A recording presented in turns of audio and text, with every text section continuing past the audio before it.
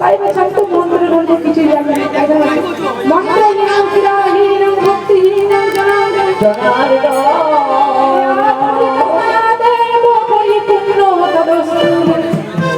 আমি মন্ত্র কিছু জানি না, আমি ভক্তি ছাড়া কিছু জানি না। সেবা করতে আমি সেবা করতে পারি না। গোবিন্দকে কার কথায় সারা দেয়, কত নয়নজন ফেরারি থেকে গোবিন্দের সেবা। আর ছত্র আর সঙ্গীরা বুঝতে পারে কি করলেন গো, আর সমস্ত প্রসাদ নিয়ে গঙ্গার জলে ভাসিয়ে দিয়ে ছুটতে ছুটে গ্রাম থেকে গ্রামের তরফে চলে যাচ্ছে। যেদিন আমাকে মা বলে ডাকবে, যেদিন তুই নিজে হাতে খেতে চাইবি, সেদিন তোর আমি সেবা দেবো, সেদিন আমি নিজেও সেবা করবো। আজ শঙ্করী নয় একবার সাজা, কিন্তু যেদিন আমি তুমি মা বলে আমাকে ডাকবে, যেদিন আমার হাতে তুমি সেবা চাইবে, সেদিন তোমার আমি সেবা দেবো। আজ শঙ্করী ছুটতে ছুটতে গ্রাম ছেড়ে গ্রামের চলে যাবে, গোপালকে এখানে রেখে চলে যাবে। ছোট শঙ্করী একটা গ্রাম থেকে অন্য গ্রামে থাকে। ছোট শঙ্করী কি করে মন্দিরে কারোবার বলে, কারোবার আরে তিনি সবাই কাজ করিয়ে নেয়। শঙ্করীকে কেউ খাবার খাবে, এই করে দিন বছর কেটে যাবে। শঙ্করী পরের বাড়িতে কাজ করে, সবাই আমার কি করে, সে যেন ও খেতে দিয়েছে, সে বলে যেন ওর বাড়িতে সেবা করেছে। সবাই শঙ্করীকে দিয়ে কাজ করিয়ে দিয়েছে, শঙ্করীকে কেউ আর খেতে দিচ্ছে। এই দেখতে দেখতে অনেক বছর কেটে যাচ্ছে। শঙ্করীর ঘর কি করলেন যে ভগ্নস্ত হয়ে, ওই গ্রামে একজন পটিদার ছিলেন, তার স্ত্রী কি করতেন গো, ছোট্ট ছোট্ট পুতুল বানিয়ে তিনি কি করতেন গো, বাড়িতে বাড়িতে তিনি ওই ঠাকুর বিক্রি করতেন, ছোট ছোট পুতুল বিক্রি করতেন। পুতুল বিক্রি করে তাদের রুজি রোজগার করে, তাদের অনেক দিন কষ্টের দিন কাটে। শঙ্করীর বাড়িটা কি করলেন গো, অনেক দিন না গোবিন্দের সেবা করলেন। সেই বাড়িতে যদি কেউ থাকে, সেই বাড়ির জল ঝরে কি করলেন গো, ভগ্নস্ত করে চাপা করে। আর শঙ্করী এই গ্রাম ছেড়ে অন্য গ্রামে চলে গেল। শঙ্করী কোথায় চলে গেলেন, সবাই সব খেলাধুলা করতে। শঙ্করী এখন বয়স হয়ে গেছে 15 বছর। শঙ্করীর সঙ্গে খেলাধুলা করতে করতে সেখানে বাড়তে বাড়তে বয়স হয়ে গেল।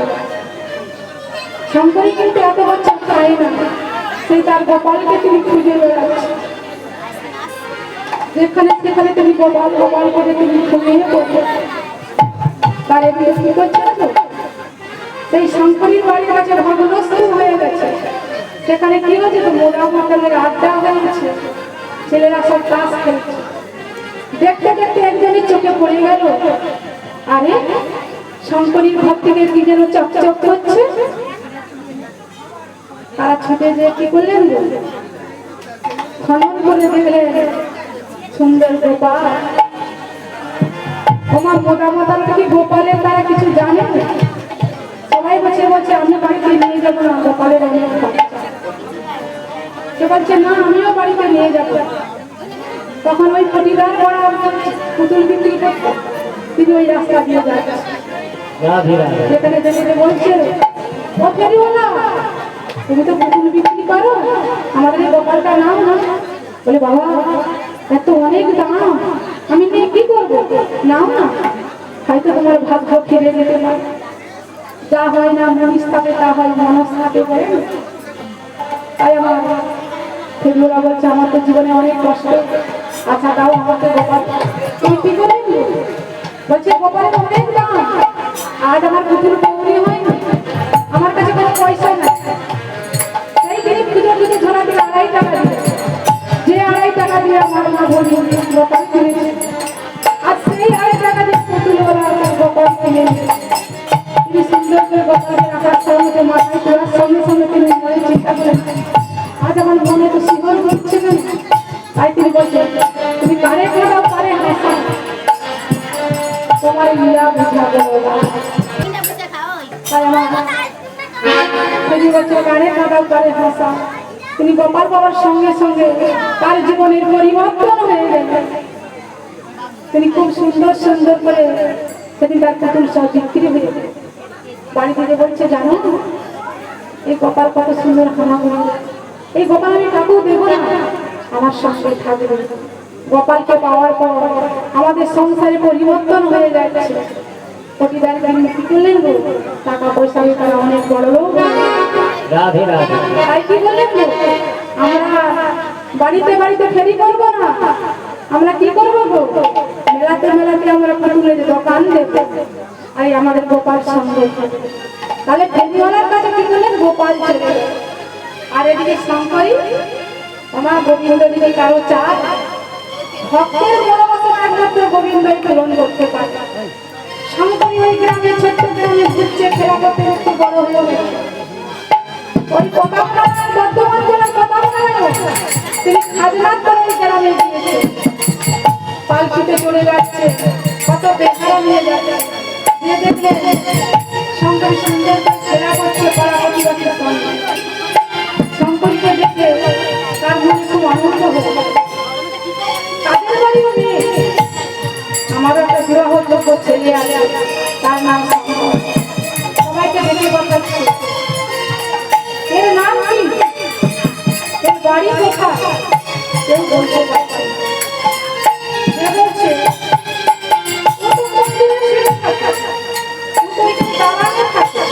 সবার বাড়ি কাজ করে দেয়, তাহলে কার বাড়িতে থাকে আমরা কি বলতে পারবো। আর আমার কথাগুলোর মনে মনে চিন্তা করছে, শঙ্করী এত সুন্দর করে খেলাধুলা করছে, তার যেন মনে হচ্ছে সেই বৃন্দাবনে রাধারানীর কথা বলছে। তাই কি বলছে শঙ্করীকে, যে তার মনে হলো বৃন্দাবনে রাধারানী যেরকম খেলা করে, আজ এখানে নিয়োগ করছে, নাম দেবে। তাই তিনি কি বলছে, বৃন্দাবনে উঠেছে লাল গোলাপ রাস্তা,